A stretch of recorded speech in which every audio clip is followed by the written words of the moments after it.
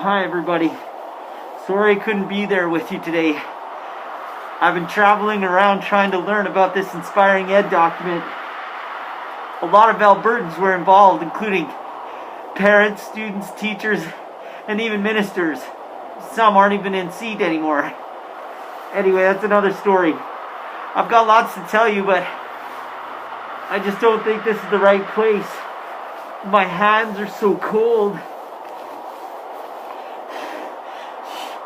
I'm gonna pick up where I left off at my next hotspot. Well, welcome back. Like I said before, in the far north, I'm sorry. Well, it's hard to say. I'm kind of glad I'm not there now, but I was sorry earlier. Anyway, let's talk about this Inspiring Ed document. Alberta government decided they needed to do something about education. So it all started with this thing called the Ministerial Order. There it is there. The Ministerial Order itself is a document that outlines how they wanted Alberta's education to change. The Ministerial Order also outlines some key features. One of the most important key features is the competencies that it highlights, and there's 10 of them. These competencies are a change or a shift in how we run curriculum. Curriculum in the past has been really objective based. This is what we want our students to learn, teachers teach it. An example might be exponents in math. They have to be able to do a certain number of exponents by the time they reach a certain grade level. Well, that's all changing. Now we're talking about skills more than strict objectives. Don't get me wrong. I'm not saying that we don't need objectives. But I like the way that the Ministerial Order highlights the fact that the competencies and the skills that students need to succeed in Alberta are highlighted rather than just the things we need to teach them. So, sit back, relax, and hopefully I'll be able to explain this a little bit better. Let's consider a minute the construction zone behind me. Within that construction zone, there are a multitude of people working down there. There's your foremans, there's your safety guy, there's your environmentalist, your architect. There's everyone working down there, from the people running the equipment to the people directing traffic.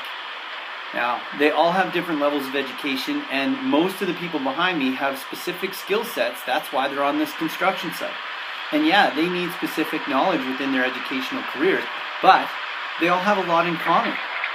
They all have to solve problems. They all have to work together as a team. They also have to think, okay, my way might not be the old way.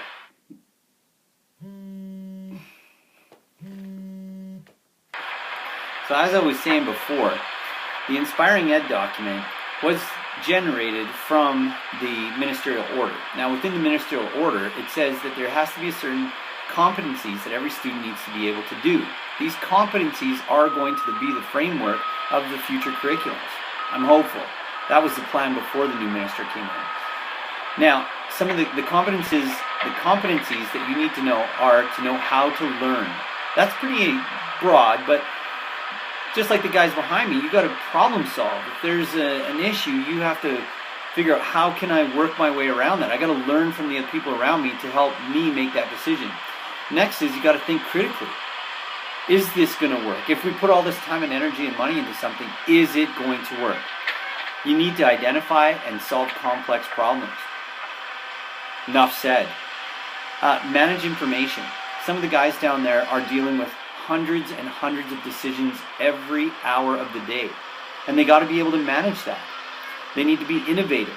They need to create opportunities for success. They need to apply multiple literacies. So they're doing math, they're doing science, they're doing social, they're doing the whole bit. They have to demonstrate good communication skills and the ability to work collaboratively with others. Without cooperative learning, this is what you get. They have to demonstrate global and cultural understanding. So behind me, you could talk about the fact that when you build in a new city, what are the things that you need to do? And you have to identify and apply career and life skills. The other thing that you need to know about this is the fact that this is centered on learners. That's it for part 1. Join me for part 2.